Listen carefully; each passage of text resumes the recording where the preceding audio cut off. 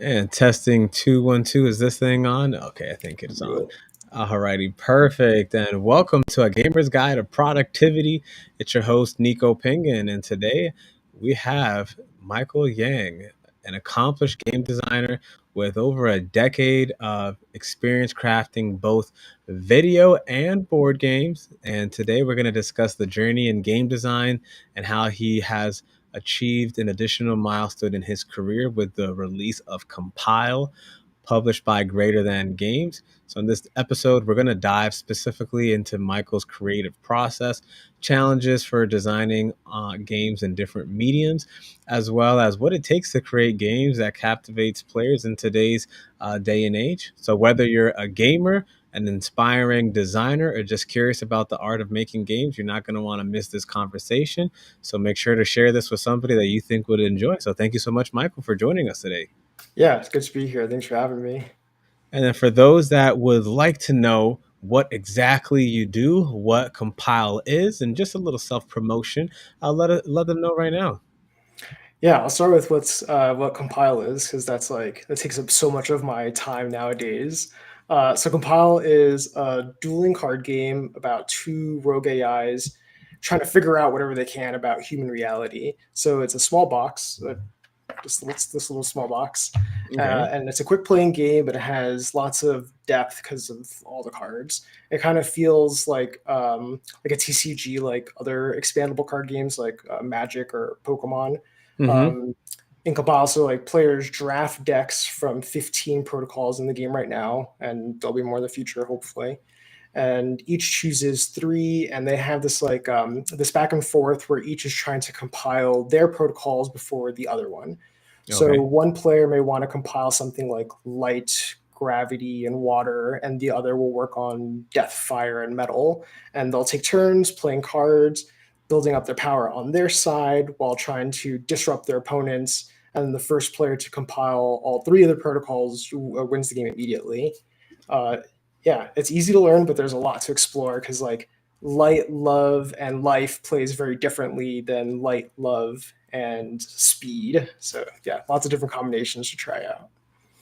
Oh, that's a pretty interesting and quick-witted game. And what essentially inspired you to even want to go into game design, and what has kept you in game design? Because sometimes you might not stay with the same field for such a long time. No, and I definitely been lucky. I think a lot of people get into games and don't have the opportunity to stay in for as long as I have.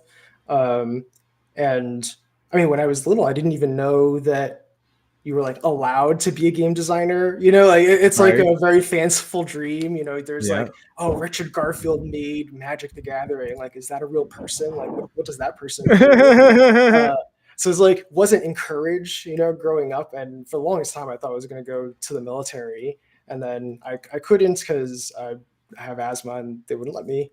Mm, So went to university, and I, I knew I always wanted to do something with games, and I didn't know what that was.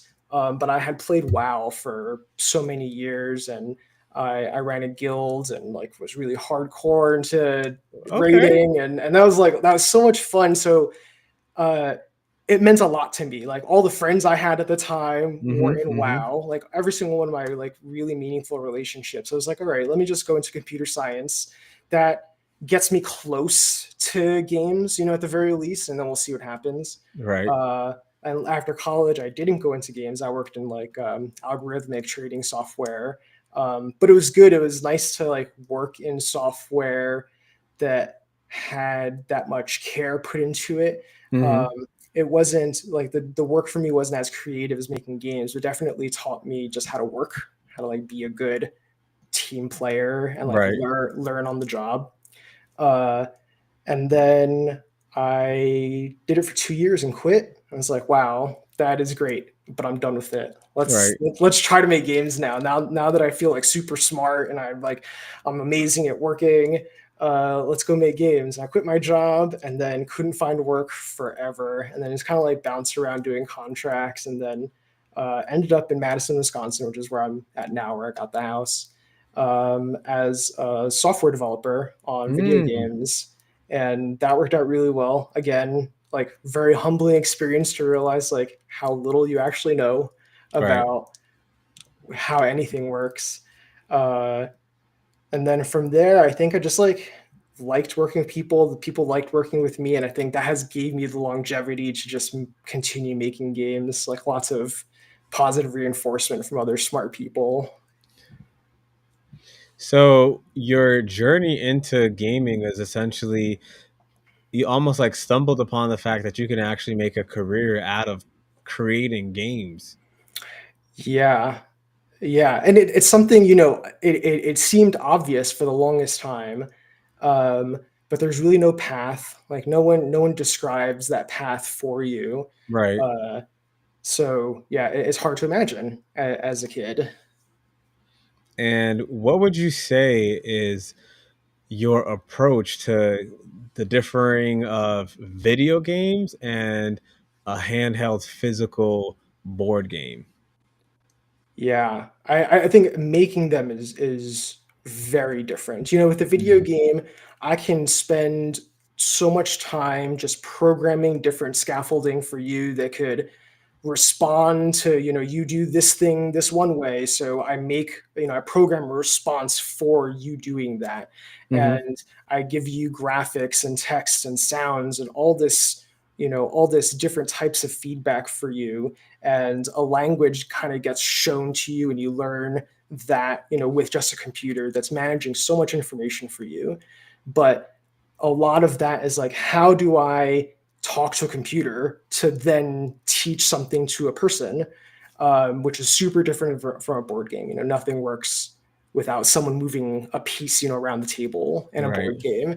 So it's like, not only do I need to convince you that you need to move a piece in a certain way, I need to convince you to just like sit here and listen to me tell rules at your face for a few minutes before you can even do anything. Whereas Mm. video game is so instantly gratifying. I think the speed at which board games get played really kind of like translates to a different focus when developing them, because it becomes like a slower ramp for people, very very much more people focus, it feels. Mm.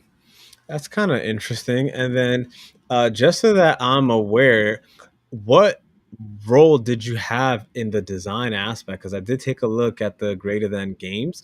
So, what input did you put in regards to like the design, how it looks, how the cards feel, the different elements associated with the game, and what enabled you to make those decisions regarding that? Yeah, I guess, man, another way, just really lucky, I guess. When greater so I designed like the product, and I have like I made essentially a small box Hmm. with 12 protocols in it, and I pitched it at Gen Con like 2022, I think it was. Just Wow. showed it to a bunch of people and just like, here's my little box. I want to sell this for $20, and it's going to need very little art, and it's like all balanced and all done already, just like make it look good.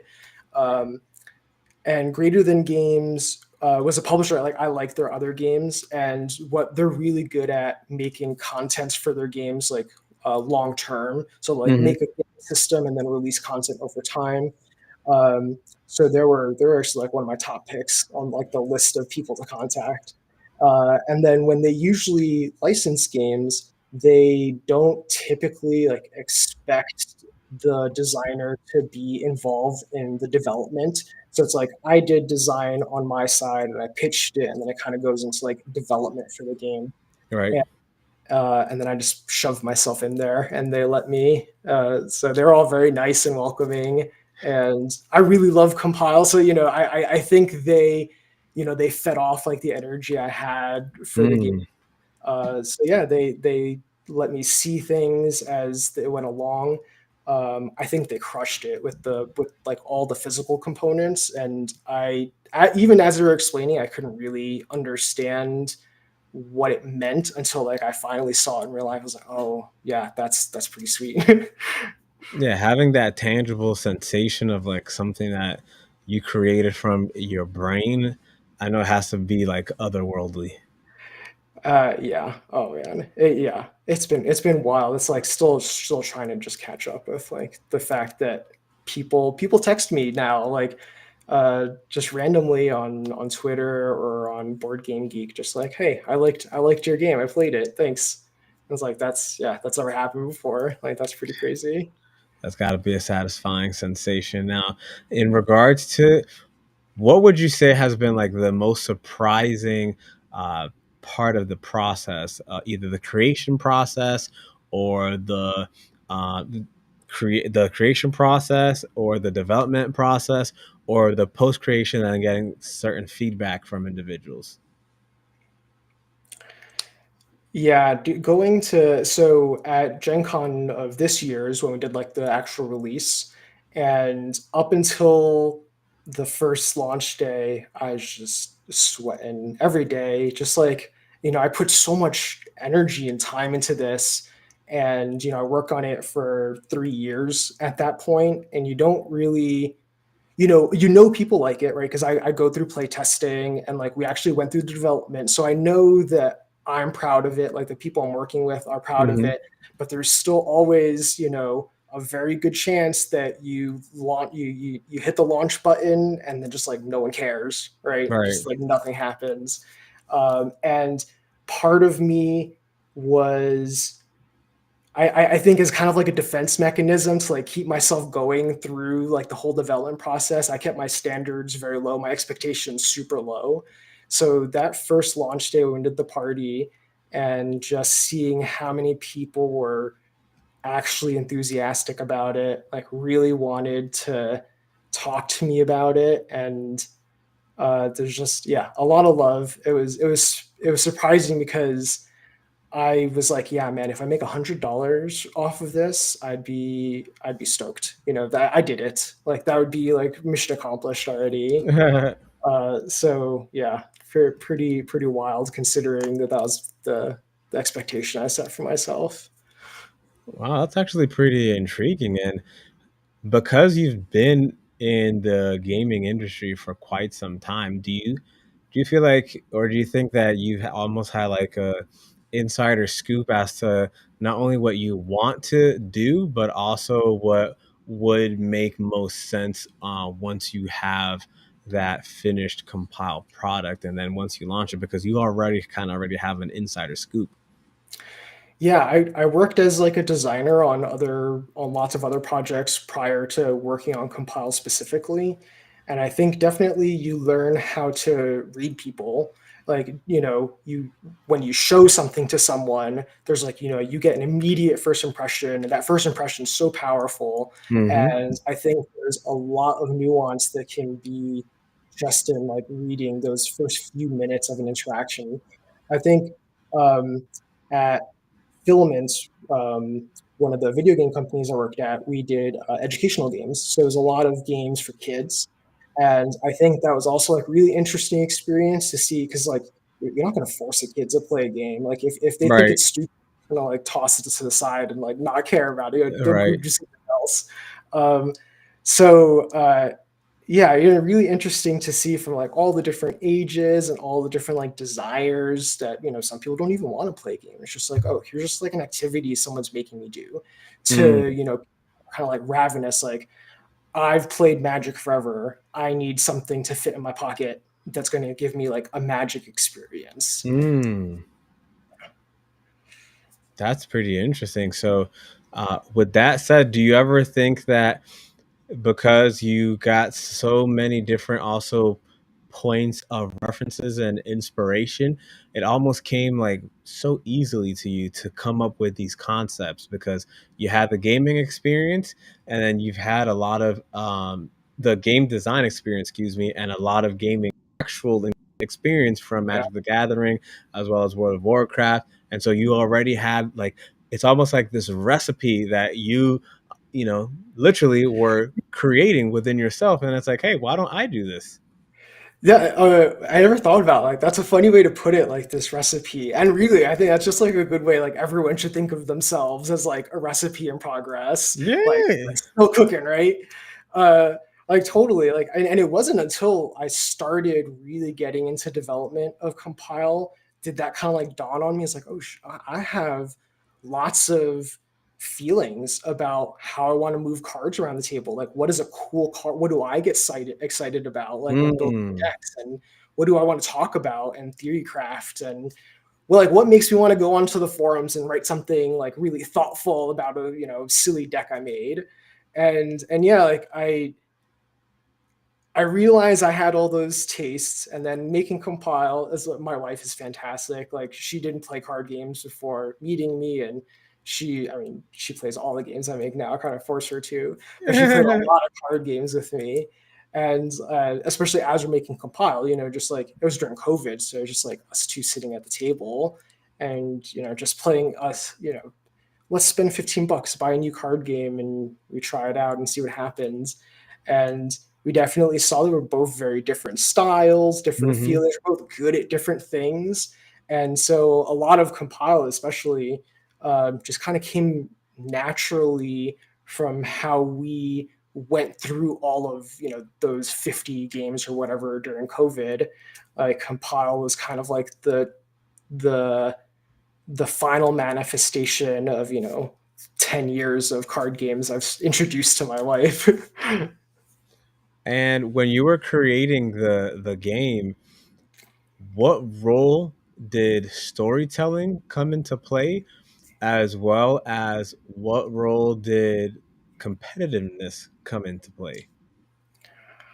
uh yeah, so storytelling is a cool one because I think it's actually a thing that people don't like about Compile a lot of the times.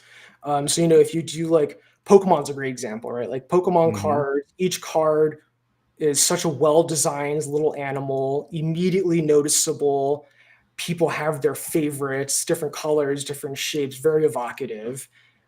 Compile doesn't have that. We don't. There's no characters in Compile. Like it's very kind of cold and grungy in a way. And I think that's really just like because I spent so much time as a programmer. I think that's like a little bit of a artifact of like talking to computers for so long.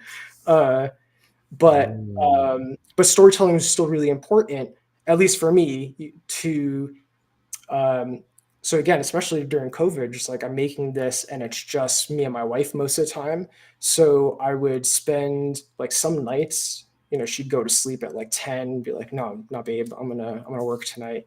And just like wake up in the morning with, like 20 new protocols, like all sorts of different words, like it's single words, so, smoke, mirror, justice. And you just like combine them, and you can kind of like feel a story come out of like the justice cards do stuff that makes you feel like you're like making declarations about things, and you're balancing stuff.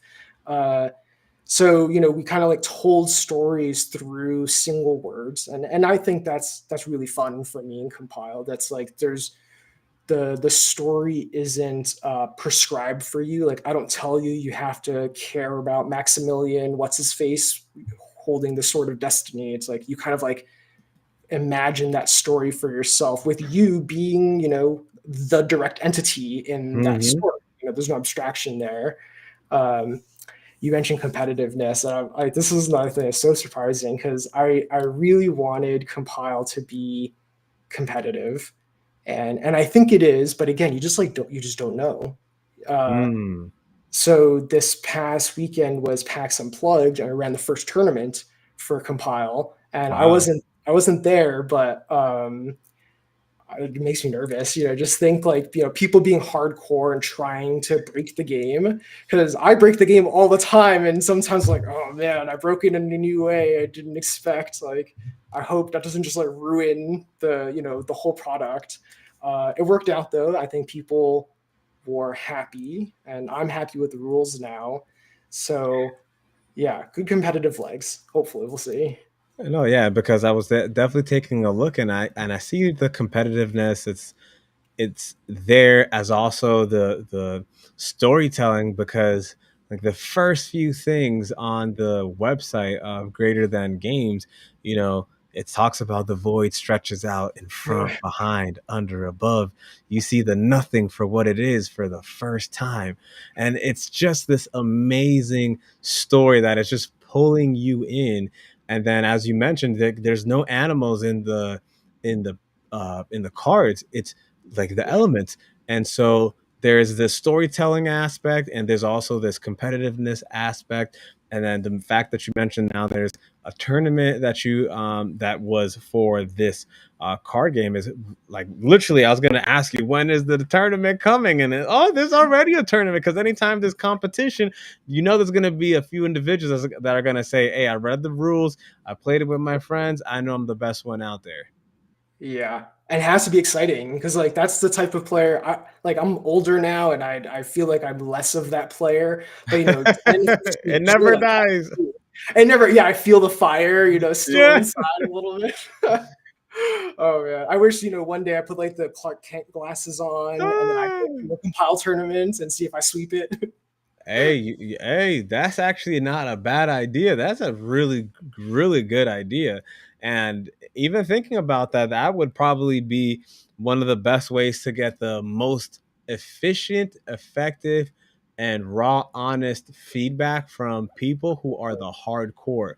Like, it's one thing for like the mom and pop and the kid family guy putting a review, but to be actually there with individuals that are like a hardcore, like reading the rule book, trying to figure out how to either hack the game, break the game, Yeah.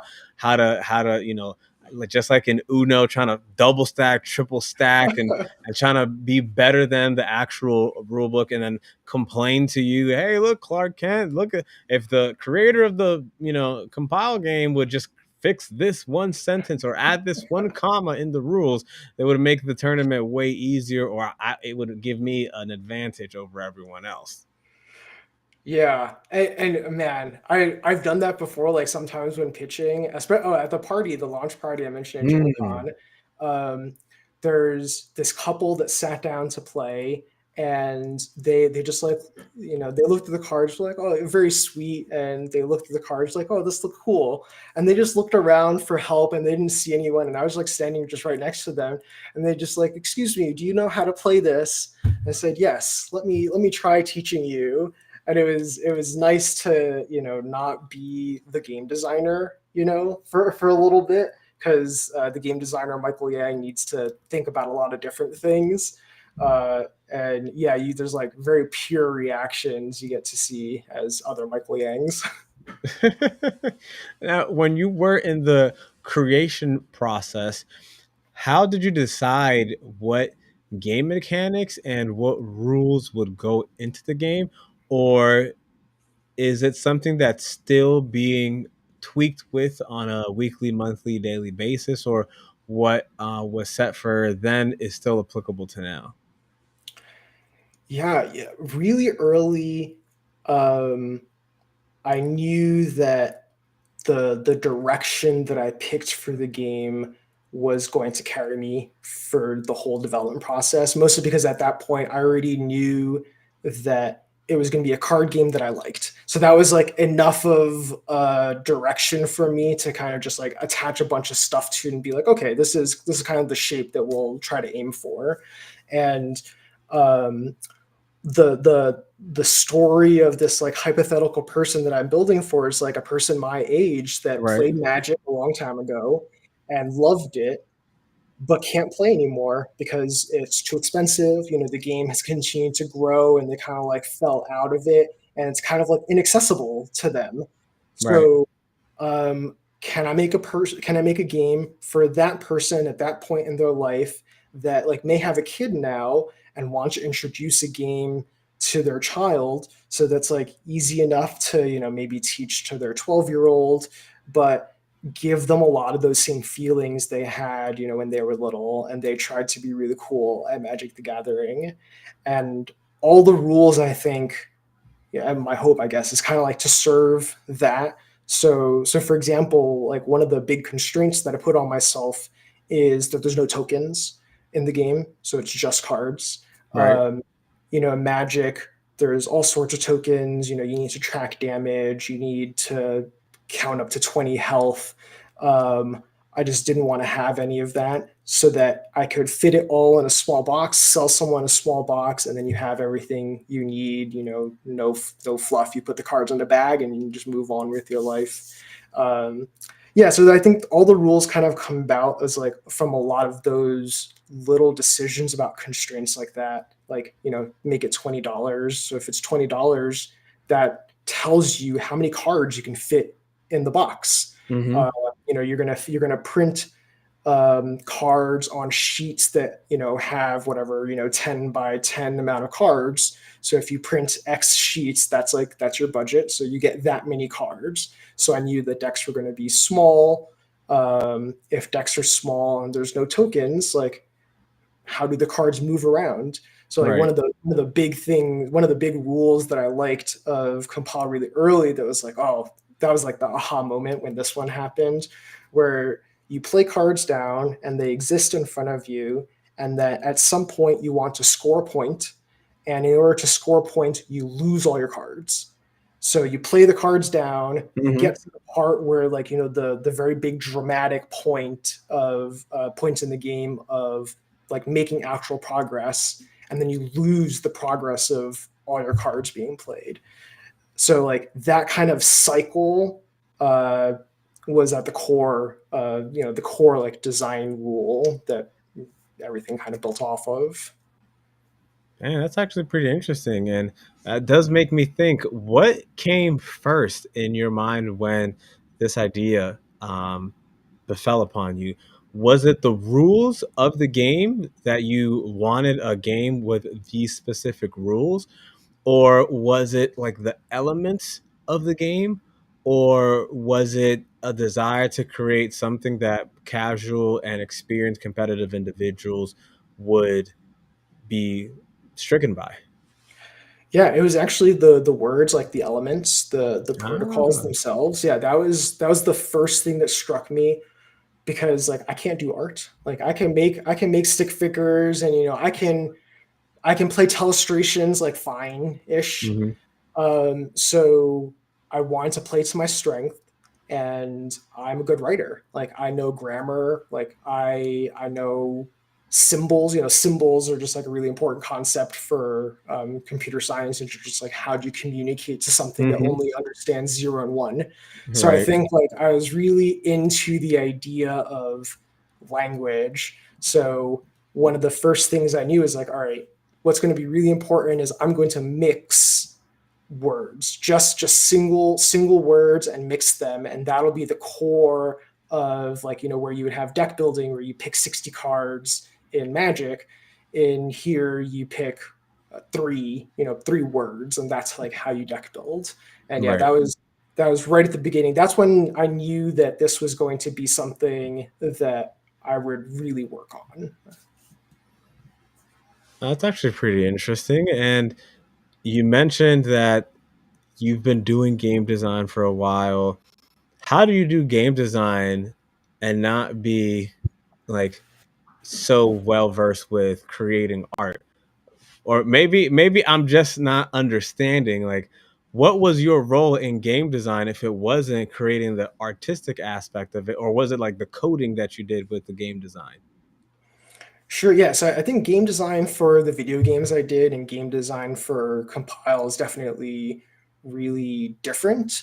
Okay. But I think at a high level, I would say like all design is about communicating ideas. So, Mm. it's like you and I could sit here and make a game totally. And I think we could sit and talk about and make an interesting game for the two of us pretty easily. Mhm. Then, if you need other people to work with you, so if I need an artist, for example, I just need to be able to explain to them how to meet with us where we're at with our Mm. ideas. It's like, how do I convince you those ideas are good? And then convince you how to like assimilate those ideas into yourself, but then also give you agency to do your best work Right. with the thing we're working on. So yeah, I think design is like generally about that. And Mm. I do a lot of graphics work, but I don't do like illustration. So like one thing I like to point at is like Google Slides. I think is a fantastic tool, and in Google Yeah. Slides you have shapes and colors. Yeah. That's very powerful. You could communicate all sorts of different ideas or shapes and colors, and I don't have to draw a bear. I just make an oval with two dots on it, and I'm just like, that's a bear. And like, that that's a bear. You Hmm. suspend disbelief for a bit, and then if I need a bear illustrated in the future, you're just like, oh, this is the bear, and this is what it does in my game, and you just like make that look pretty, please. That's actually pretty interesting. The fact that game design is a communication of values and of information just visually represented, which is intriguing. And the fact that it's differing from compile to what you've done at game design does also speak of volumes in the amount of range that you have for game design, because some individuals may hear game design and may think like, oh, I got to be a very good programmer, or they think I have to be able to be, create better than a stick figure. So that's actually reassuring for listeners that are thinking about that. Now, I did also want to question you about the fact that you mentioned that it took you about like 3 years or so. Was the 3 years you creating and trying to make sure that compile was good enough to then present it to a publisher, or was it you just not confident enough about the game, or what was it that what took the 3 years? Because you mentioned we could just create a game. I'm like, well, if you could create the game, and you said it took you 3 years, what took 3 years? What was the part that took the 3 years? Was it Yeah. getting a lot of feedback, or Oh man, dude, you mentioned the confidence thing, and that's a big one, right? Like, okay? um, because really early, because I quit my job. I was working video games before I quit, and I Hmm. was like, I'm just not gonna make video games anymore. That's like, COVID is here. Life is short. Just like do something different, see what happens. Right. Uh, so, uh, oh man, I forgot what the question you asked. So what took the 3 years? Oh, Was for it like 3 years, not being man. confident? Was it working so much on it, trying to make it perfect, or trying to Yeah, figure out did you want to, go the indie route or go through a publisher? cool. Yeah. All right. Cool. Thanks. So, yeah, man, 3 years. It's a lot of time. It's very emotional too. So it's just like, it's a lot of stuff to go through. But at the beginning, I did think that I quit my job, so I needed to make money.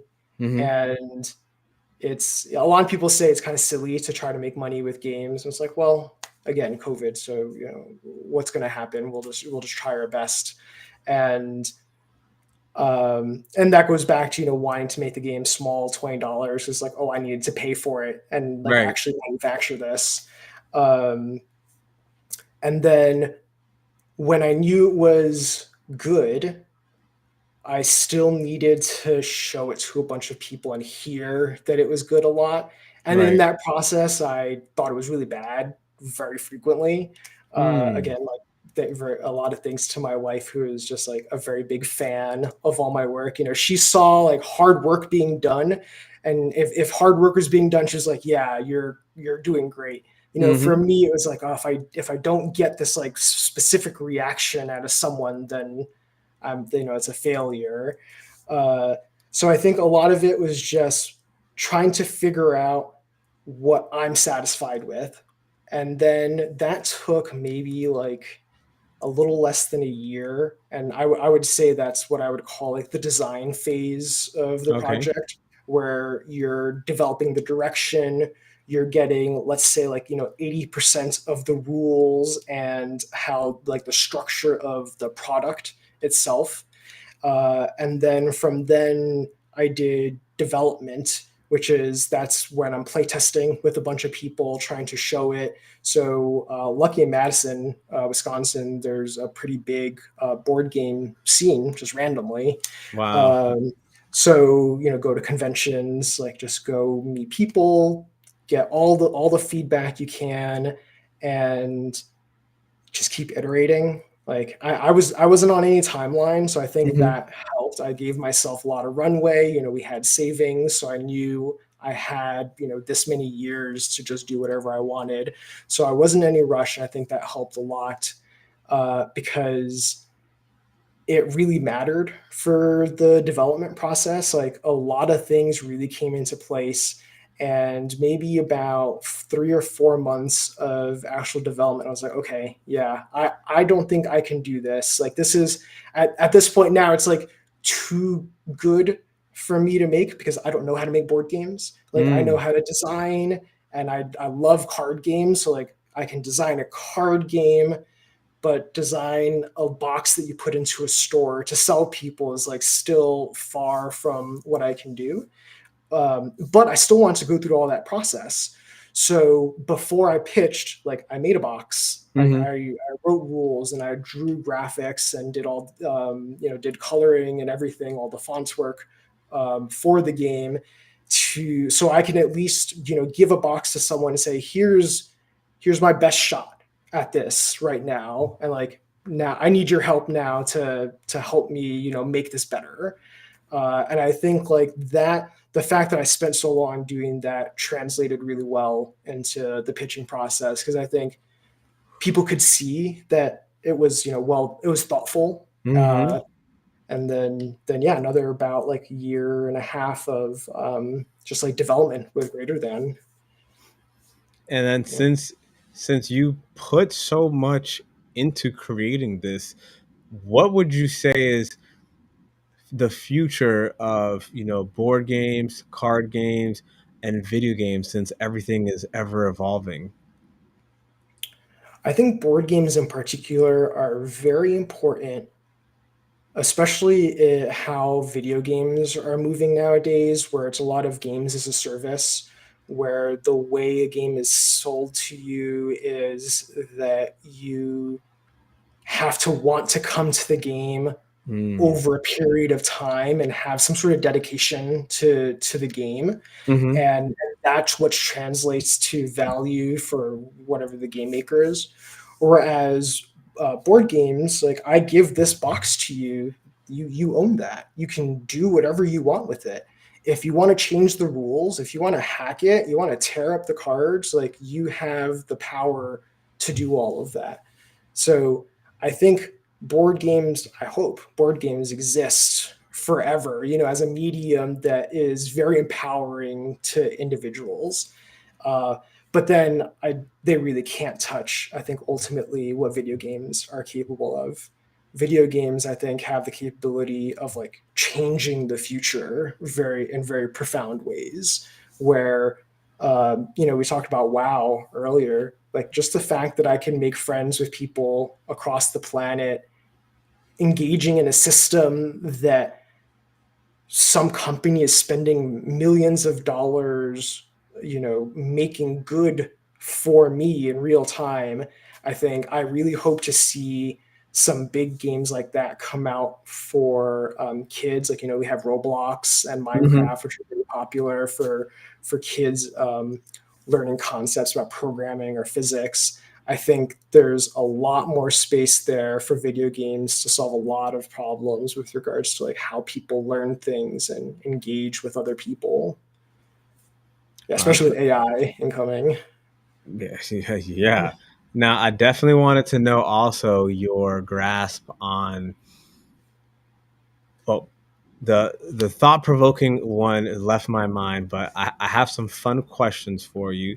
So I definitely want to know what your top favorite games are, at least your top five favorite games of all time. Yeah. Can't be compiled though. No, can't. No, definitely. Yeah, apparently that's Ghost to put your own game as your favorite. Um, but I mean, WoW is World of Warcraft, just Okay. so important to me. And I think about WoW. I don't play it, but I still think about it all the time. And the people that I played with, Okay. just like the things we did. The fact that I was 12 and people respected me because I did good Sheesh. DPS. Like, that's a big deal for a 12-year-old to be able to be important. Uh, so WoW made me important. um, I really love RimWorld, another video game. It's kind Mm. of like a colony simulator, but it's really good at telling stories. It fleshes out kind of like the very opposite of Compile, where Compile is very dry. RimWorld is like, here's a person and here's how they grew up and this was their favorite color, and their dad hated their favorite color, so they cheated on their mom. Just like really crazy stories like that it crafts. And then board game, I'm really into Keep the Heroes Out. I really like co-op board games. Like if I'm Okay. not playing a dueling card game where I'm like trying to just get in your head and fight you directly, cooperative board games are my jam. And Keep the Heroes Out's a really good one. Okay. All right. And I did remember the other question that I had for you.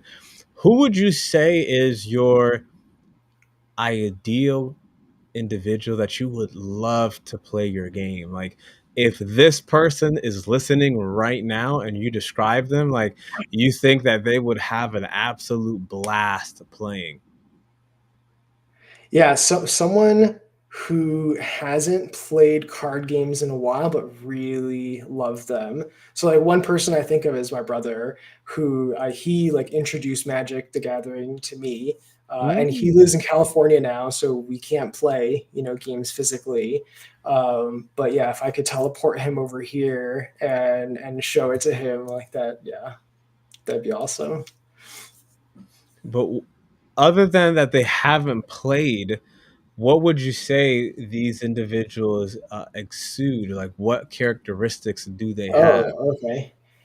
Yeah, I think they definitely like language. Like they enjoy the specificity of language and Mm. grammar. Uh, I think one big strength of Compile is how simple the text is. So a card can just be like flip one card, and a card that says flip one card is a very that's like a very thought provoking. That one card can do a lot of things in Compile. So Hmm. I think if you're a person that enjoys that kind of like simplicity in language, but are open to lots of things synergizing kind of from that simple core point, I think they would really enjoy Compile. And if you had the opportunity to go back 10 years and just have a 10-minute conversation with younger you, what kind of advice would you give yourself? I want to leave him alone because I think he did pretty well, but I Okay. think if I would want, oh man, just like don't sweat so much. I Mm. think I got appendicitis working on a game once, and if I could just have him avoid getting a bunch of canker sores and appendicitis by telling him to chill out a little bit, Wow. that could help. That's actually an amazing piece of advice to like take it easy. It's all gonna come together. Relax. Yeah. Don't get anxious over it. Don't lose sleep over it. That's amazing. Now, one more time for those that may be tuning in just now, just remind them once again what Compile is and where they can go to get some more information about it. Yeah, Compile two-player card game, small little box, a little over 100 cards.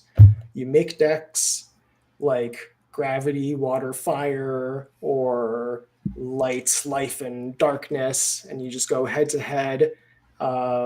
First to compile their three words wins. And unfortunately, I don't think it's out of stock everywhere. But it will be back in stock. The Greater Than Games website. I'm really crossing my fingers in the next like 2 weeks so that maybe product can get out by Christmas, but seems unlikely. Definitely check that out, guys. I want to thank you so much, Michael, for giving us an insight on your game design, your journey, what inspired you to create the game. Guys, if you liked Michael's dedication to the craft, his thoughtful approach to game design, if you were inspired like how I was, definitely check out Compile. You can see where to go to start the process at the bottom of the screen. Just to learn more about his work, you can also follow him on social media as well and explore his projects. As always, thank you guys for listening. Don't forget to share this to somebody that you think would also like to know about more about game design, about Compile, about the literal inspiration about the grit and tenacity. Don't give up. Definitely leave a review if you like this. Other than that, make sure to like, comment, and subscribe. Share this with a fellow gamer or creative. Until next time, keep leveling up and keep being productive. It's Nico Penguin from